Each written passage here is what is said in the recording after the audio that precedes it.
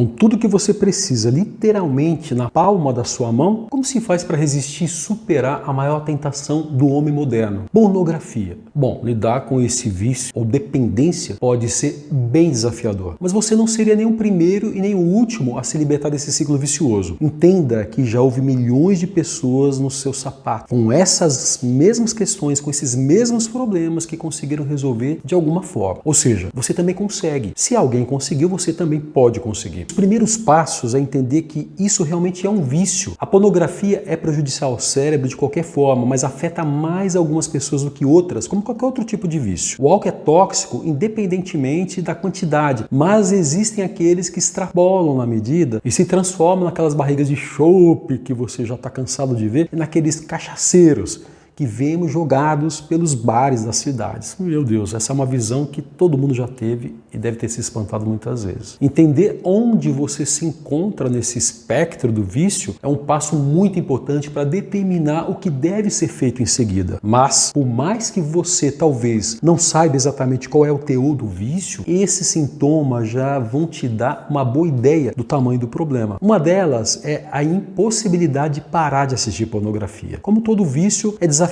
a gente parar e interromper esse caminho. Se você não consegue passar muitos dias sem, eu diria que já está beirando esse campo do vício e deixando de ser uma recreação. O outro caminho de observação é perceber a incapacidade de controlar o uso da pornografia. Se você sente aquele impulso constante de fazer uso desses conteúdos, talvez seja melhor cortar isso da sua vida completamente, se afasta, como é importante em relação a qualquer vício que você queira interromper. Mais um fator que dá para você uma visão de que isso possa ser um vício é uma busca compulsiva por conteúdo sexual cada vez mais intenso, cada vez mais bizarro, cada vez mais diferenciado. Pessoas que vão muito fundo nesse vício costumam ficar entediadas com aquela pornografia mais normalzinha e passam a ir atrás de coisas mais inusitadas. Uma coisa que talvez você não saiba, mas precisa saber é a seguinte: a pornografia age no seu cérebro da mesma forma que a cocaína. Todos os vícios ocorrem numa mesma área cerebral. Então ela mexe com os seus circuitos nervosos dopaminérgicos, gerando uma sensação gigantesca de prazer momentâneo. A dopamina é aquele bem conhecido hormônio que a gente chama de neurotransmissor da felicidade, que dá aquela sensação de bem-estar, que a vida vale a pena. Esse prazer que vem sem decorrência de esforço algum é que leva alguém para a Cracolândia, por exemplo. Pessoas e substâncias que abusam da química do cérebro acabam se transformando em uma versão fragmentada de si mesmo. Infelizmente, a pornografia também é capaz de fazer isso com o ser humano, como qualquer outro tipo de vício. Não de uma forma tão trágica e espalhafatosa e que socialmente é discutida profundamente, mas ainda assim ela frita o cérebro de quem a utiliza dessa maneira irresponsável. Tal como aqueles que passam horas a fio assistindo shorts e shorts e shorts nas mídias sociais. A pornografia pode inclusive gerar um certo desprazer nas relações sexuais reais, ou seja, que essa pessoa tem na vida dela, já que nada é tão estimulante quanto aquilo que ela vê. Existem muitos relatos de pessoas expressando como a pornografia estragou o relacionamento entre casais.